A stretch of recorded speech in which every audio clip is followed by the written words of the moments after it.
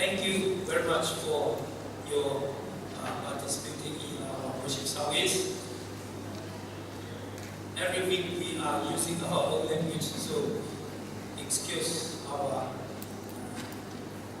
ritual in our worship service. Today I am choosing scripture text from Gospel of John, chapter 14.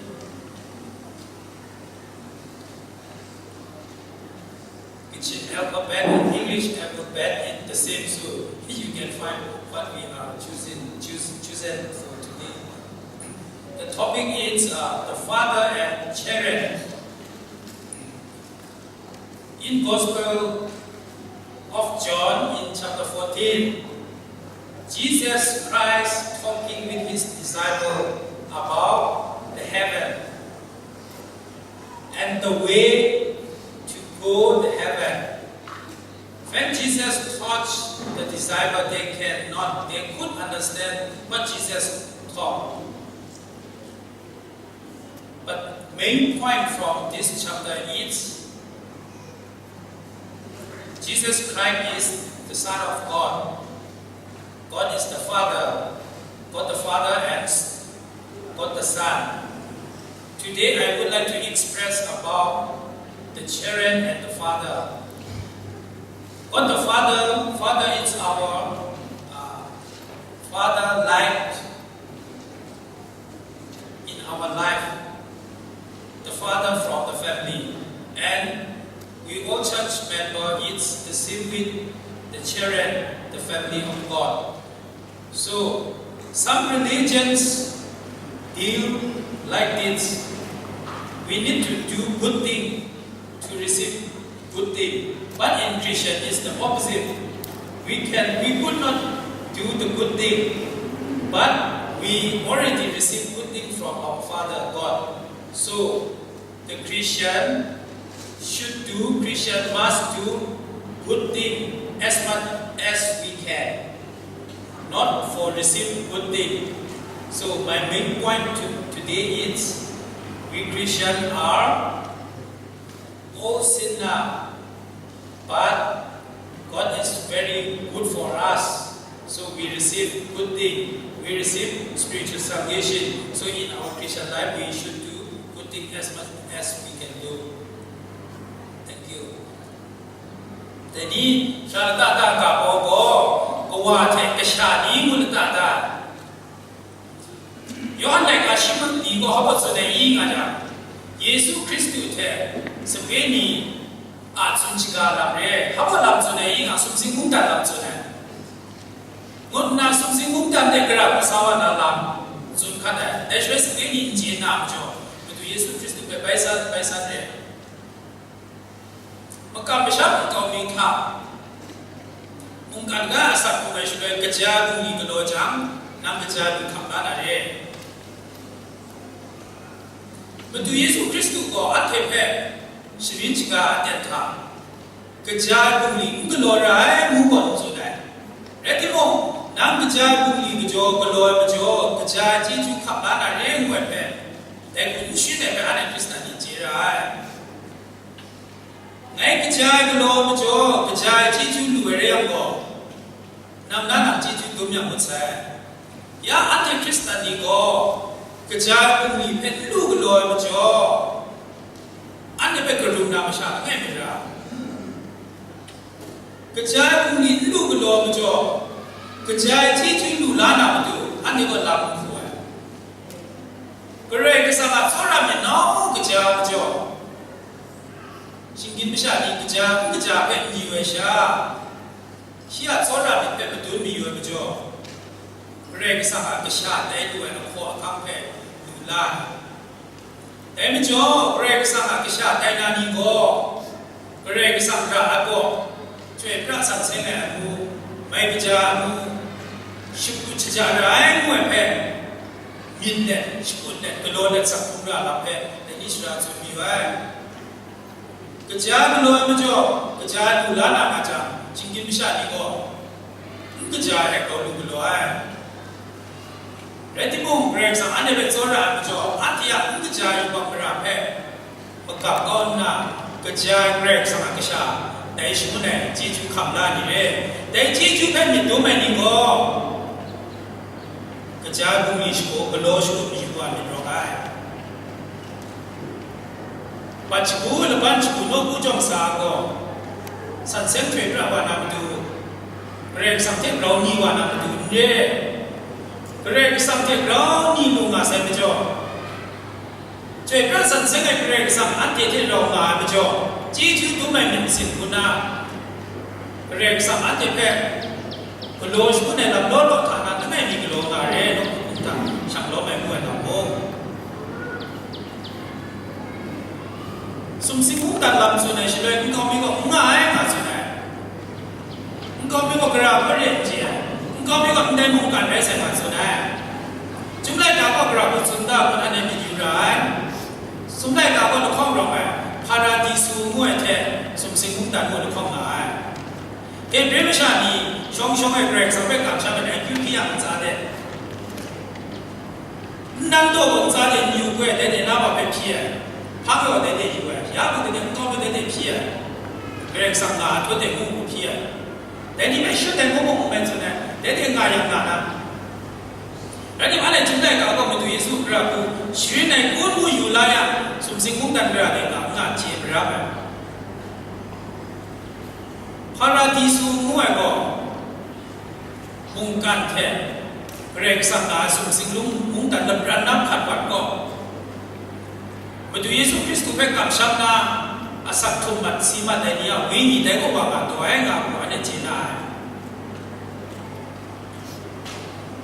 我对耶稣基督个来拜读呢，个代节，耶稣还是维尼啥呢？个来拜读呢，心态。แต่ไม่ชอบดูก็ดูนะก็เลยดูนะมาไทยก็ได้ก็งานจุดไหนการเป็นสูงมีดีกว่าสิเลยอันที่มันเป็นมีเป็นมีดีกว่าสิเลย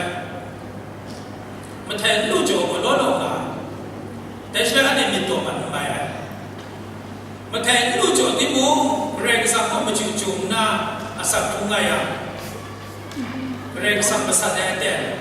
ลูกกินไงจีจูมูกินไงลำนี้เจล้ากินไงลำนี้เรื่องสังคมนั้นหลักหลายจีจูนี่ได้ชี้ดูนะเนี่ยอันนี้บอกงานเป็นอะไรเช่เรื่องสังคมกับความมันนั่งกันติดง่ายที่ไหนมาภาษาจุ่มไล่ตาท่าเยซูก็ลำเรื่องลำสุดเด็กมันเนี่ยที่อาศัยชีเร่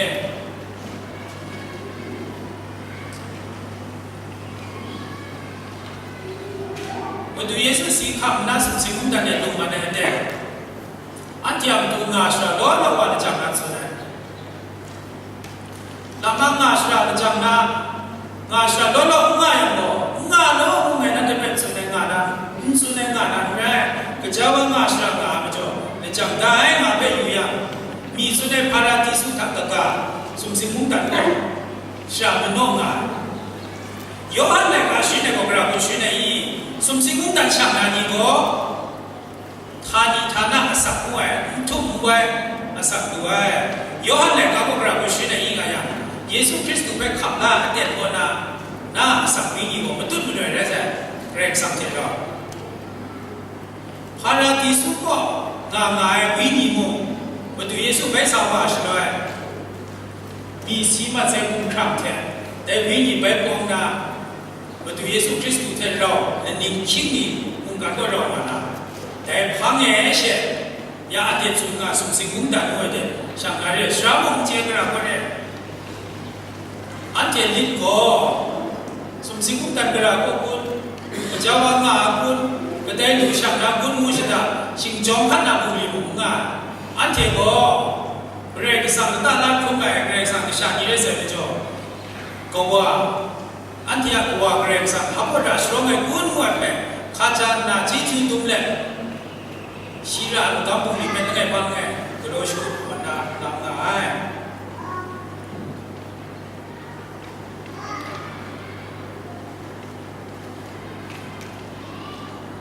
เยซูคริสต์ก็เรื่องสังเป็นว่ามุสลิมนะสิ่งที่กล่าวจ่อฮิลิปมวยอิสราเอลไงมีก็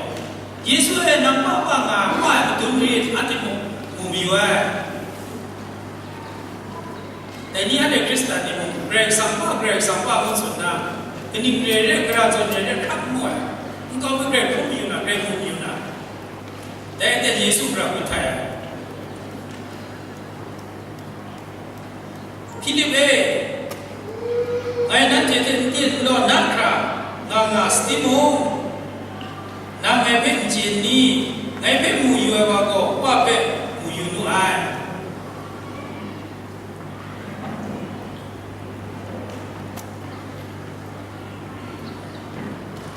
มาดูเยซูคริสต์ก็สิ่งที่คุณครับอันเดียวจะได้รอดเรื่องนี้มั้งก็เรื่องสักอย่างสิ่งที่คุณครับก็ก็น่าสาระรู้จักสุนทรลำนี้มีแต่ลำนี้อารมณ์อะไรที่ยอมต่อก็เรื่องสังกัดอะไรเสร็จแต่เมื่อมาดูเยซูคริสต์เนี่ยงานนี้ก็เรื่องสังเกตเราว่าจะเป็นเรื่องอะไรยาในคริสต์นี่มั้ง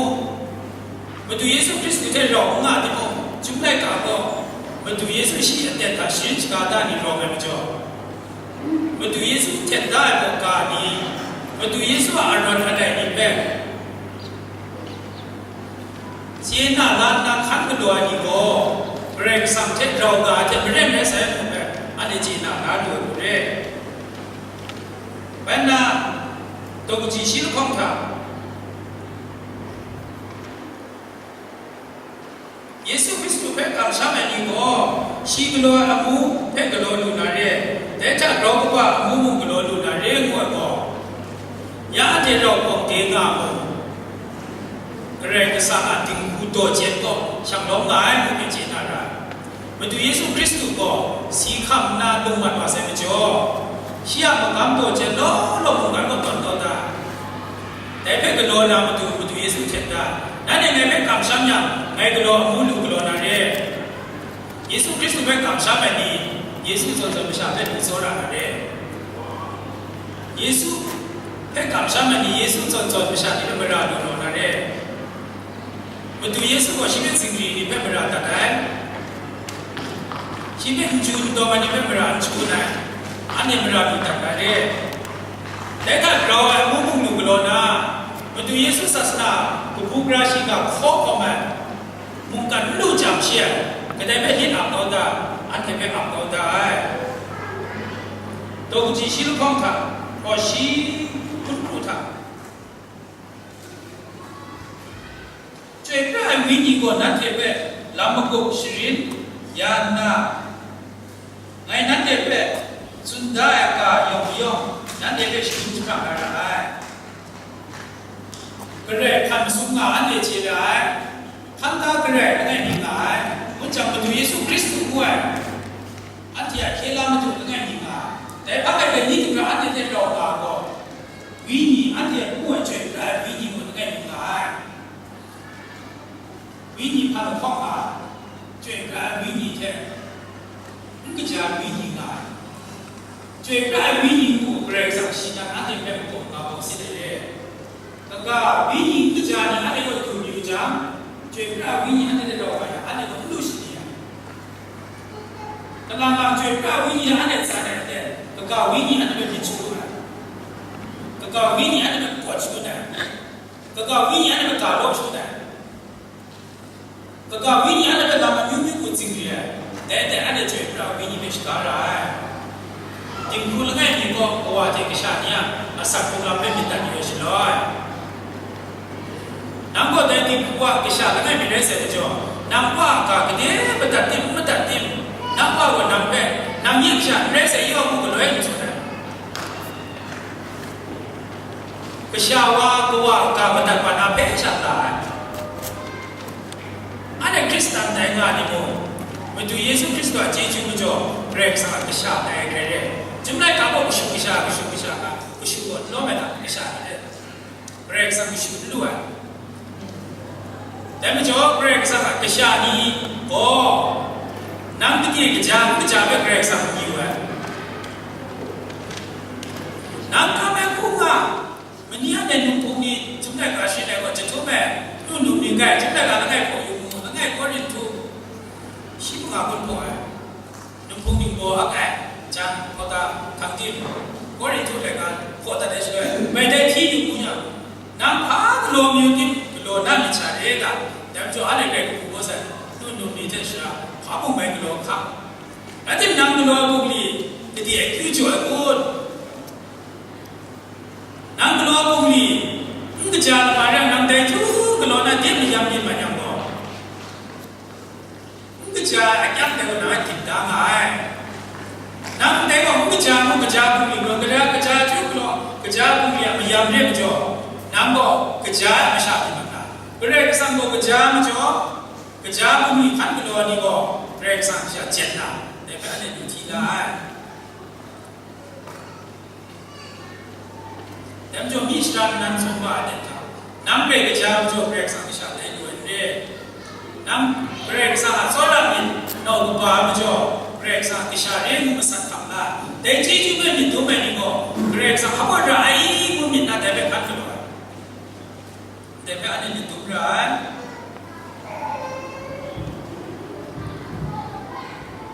ก็ว่าแต่ยูนี่ก็เชื่อที่นั่งกิจเป็นจอมที่มุ่งชราบเลยมุ่งสุดเลยมาขับยังที่ก็ที่นั่งกิจขับยังก็เรียกที่ว่าโลกเช่นนี้มันนั่งจักรกิจขับยังก็ติดขับเช่นนั้นกษัตริย์yang bangsa itu ya, nampak? Tidak kษัตริย์juga, tidak kษัตริย์apa tim, kayak orang itu sen. Tengok bawa, soalnya mereka sudah cakap, mereka sampai sudah ada bukan ni, mereka sampai mereka berapa, bawa teh kษัตริย์pun ada, tengok jadi orang bayar. Mereka sampai sudah cakap, Elohim muskal. qua ngam re ma ngam re Elohim kare vai ngam re le chung go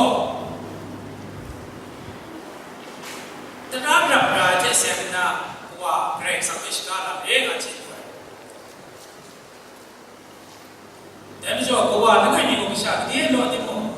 sha ni pe rap ra ko so ra ane ke sha ni ye yu nai pa ko shi pe go zo la de ko ane ke sha ni la ne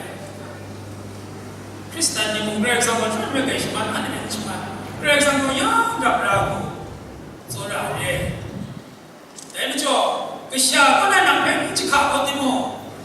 ko wa ra ko sang thong yang ko nam ko de chi chu ni du ba rek sang jo nam ko chin da chi chu ni du ba ya de lai wa sai pat na tam ma de ke sha zo apu da wa phiam cho ko jo ta de jo pa ta tin nam ko wa ra ko sang thong yang jo chu thu ke nam ka chang chang nam jo ai kha ke ko wa ra ko sang thong na tin kun ngai ko ai kha ga rit ka ko adonai nushka rek sang pe Zora bezan dum lama mit rong ai shika ai ga chu kare sang zora mi cha rong jang go ane mi chiang de ku cha go da na kara ku shi phang be ni ma na ngi lo da myo kare sang zora mi ko ba ma jo nam ka me ku sak thong na ti mo nam te be ni ma ka lo ai de ni mu no krista no ku ku go sa lo nga ni wa ku mi sha ni ate go de chi chu be ni we re kare sang sha ni re kare sang ke than cha ge nhìn cái gì cái gì không sao cả tiếng một cái này cái sao cả tiếng cũng sao như thế một cái mày mới làm này năm mươi cái này sao thì khác ra chỉ không thể gì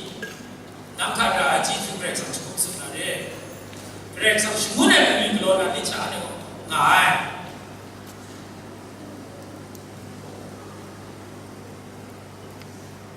nhớ ta sống trong cái lỗ đó không phải đen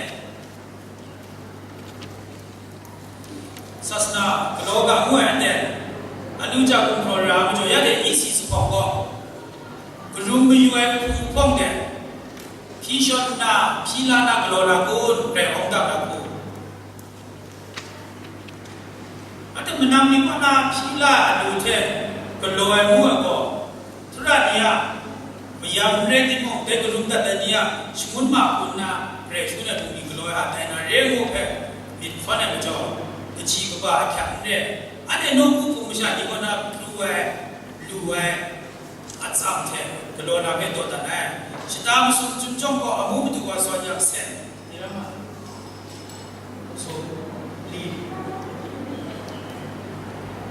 sen mình li, mà là đấy, mình thấy cái đấy một cái, chỉ ta một số trong ở một cái, nếu mà sao mình thấy cái đấy một Rek sah kuli do cecele, mereka ni muklu yue buka bana shani beskana. Sekarang nam dunia, mungkin yang jadi kungayo. Sekarang nam dunia, untuk ni kota ni, kepik si sen syakat, untuk ni dia beri sekarang nam dunia. Macam ye, rek sah buka, rek sah, nunggu buka suku cicakan ni pen, musuh yue, tengok ane kodinga. Ante ansam ante jun lai tham sim ka de ba ka de ko ba na ko ka de mu ko bu ka de mu ko shi ko de che shu de ko tu na jun lai ko ku chu ko ko mi sha ni be jo jun lai ko ku chu de de ba na sta da ko ya mu tu ku sta na ra su ko na jun lai de de ko na lo mu ma bi chan na ra un ting ma ko de ko lam ba cha Shani sebenarnya nasi pun betul, kumzam jangan ada. Zamra kumbang kaya zamra, simbang kaya jangan. Tapi bukan dengan nasi beres simha mana mau jumlah kamu sihna, jumlah kamu beres saya timu, ya dia tunai. Betul beres sama kamu pun buat timu. Rau tahu bang kue lah, kuran kue, tingkuno pilih kino ngam jo. Shani jumlah kamu tidak ada bahasa. Cho nó làm sụt sạc khinh ra đấy, chúng ta cả về được những việc về thế nào, rồi ngày khó làm đủ sao có bên rồi ngày khó, bây giờ nhìn rồi ngày bây giờ, Christmas bây giờ đi, sao đi có biến thế này, chúng ta cả bằng số này bây giờ rất tốt nhà thế, với谁呢？แต่ไม่ใช่ช่างเขาไม่ก็ช่างน้องแม่อันที่ไปกลัวมาแพ้ที่อยู่ส่วนนั้นก็ ก็ยังปวดเด็กก็น่ารอมาไม่ถึงนั้นแต่ละไงละข้อผู้กาก็น่าผู้บันวันอันเดียจนไปมัวใส่ผู้ชานีชาบีดูอีอันเดียชราสันนีอันเดียสาวาสันเดียนั่นลูกผู้ว่าชานีเพย์ฉันมามีเวโดชานีเพย์อันเดียเดจนงานก็หายจุดนั้นชานีเร่ที่พี่อ่ะจีจูไปเพลงผู้ชาติสาธิตสาวคนนั้นอยู่อ่ะส่งปีจุดนั้นจะริงซาเรียมจ่อนั่งว่าฉันทำส่งแต่การมุ่งชินนะวันพร้อมนะริงล้านนะอภิวัชสาบันสัตว์ละมุกามุยอชตาเร่แต่ไม่จ่อแต่เมื่อการมุ่งนี่ก็ชาติยังมุ่งนี่ฉันเนี่ยผู้ชาติกูก็เรียกสาวมุกามุ่งนี่ตัวเจ้ากุลเซ่จีจูคำล้านนะละมุกเร่เซ่แต่เป็นกุลเร่ก็ไอ้ที่คุณเล่นไม่อยู่แต่เดี๋ยวมีจุดในจอดก็ว่าเทกิชานีงวยช่วยกุลราที่ล้อลงนะก็ว่าชากุลรามุงนะก็ว่ากุลรากิชานีชกุลรามุงนะกิชานีกุลราแบบก็ว่ากุลมุงไหมไอ้ที่โมกิชานีชิกุลราบุพันมุงนะก็ว่ากุลรานี่ก็ว่ากุลราแบบกิชากุลรามุงนะก็ว่าชินันกุลเขากิชาชินันกุลเขามุงไหมที่โมอันนี้ผู้งานก็ผู้มีศาสนาตัวเจนุก็ว่าเทกิชาที่กุลไงมีก็จงกุลงากุลราแบบสุดยอดเลยชราเริ่มสุดไหนก็ว่าแรกวันละไปอย่างตัดตัวอย่างชินันชิขับดูลุที่มุงไหมเลยนะไอ้ที่มุงกิชาที่ดูจ่อขายเราโง่จนจอดปีไหนกูพงนี้ตัวอย่างก็ว่าชินไทยก็ที่มาไอ้ที่มุงวันละมุงก็เนี่ยอีกูไปป้องไปกันกิชาที่ไปว่าเกี่ยวเลยแต่จอนคงเวนีเทียนคงไม่ใช่ดีอันที่กินคงเวนีสิดีอันนี้ว่าดูบางสิ่งเลยสิแต่คนนี้แล้วผมก็มุ่งสิ่งก็อีสิ่งนะของสิ่งนะผมนะผมต่อนะผมไม่ใช่ดีกูกระผมพุ่งนี้นะอันนี้ก็ต่อไม่ยอมอันนี้น้องยังเจนะผมมีแต่ใช่แล้วว่าร้านนี้ผมเชื่อว่าเลยนะนั่นที่ว่าฉันจู่ๆอันนี้ก็สิ่งที่ผมช่วยอ่ะแต่ผมมุ่งกันเลยค่ะสิ่งที่สิ่งต่อแล้วก็ยังก็ที่คุณไงก็ว่าเทกิชานีสอนอะไรก็ว่าเทกิชานีมีกับอะไรเราก็ว่าผู้ดีกุลนาเร่ตัวสุดสุดเลยส่วนชีกุลกุมีก็ชีมีเทนเร่ก็ว่ามีแต่กุชากุลไอ้ก็ว่าชุนชุนเนี่ยชุนไอ้อันที่ผู้มีเว้ยวันเนี่ยกุชากุลจังก็มุกาที่ใช้ใช้ผู้มีโม่เกรกสังสุนเนี่ยมุกาที่ใช้กุลวันเนี่ยที่กุลไงมีได้ใช้แต่นี่มุกาแต่นกุตัวเจ้าสารลงงานเนี่ยสักทุกลำทางมีที่เชียร์เด็ดมีผู้มีอย่างไรเด็ดนาตามีรังผู้เด็กมุสลิมเนี่ยแต่พี่มุกจอมขีนาแต่พี่ขีนกิ่งนี่แต่แต่แบบจอมกันเลยว่านะยังมุกไปขับงานแต่ถ้าเราขับก็ขับแบบทุกชนิดเราทำงานส่วนใหญ่พี่นี่กลัวนะจุลัยสตาร์วันสุรานาสันนิสกุแต่บ้านจุกจุกกิ่งจุกนะกิ่งชีสมัยน้องไม้คนมุกก่อนการตั้งก็ผู้มีกิจกรรมพลังแรงเลยสิไอ้สิ่งนั้นแต่แบบนั้นที่คนจะอันที่มุ่งชาสิ่งนั้นเอลียานี่คนจะหาหน้าที่คนมีวันนั้นจบมีดูขนาดนี้ฉันเนี่ยไม่ก็จะติดกันสิ่งที่จะมาก็เพราะว่าที่กิจการนี้จนที่คุณง่ายมีจนเพียวๆนะเพียวๆจับจ่อเพียวๆชุดเกรงสังหารเนี่ยเป็นจับจุดอะไรจะจุดอะไร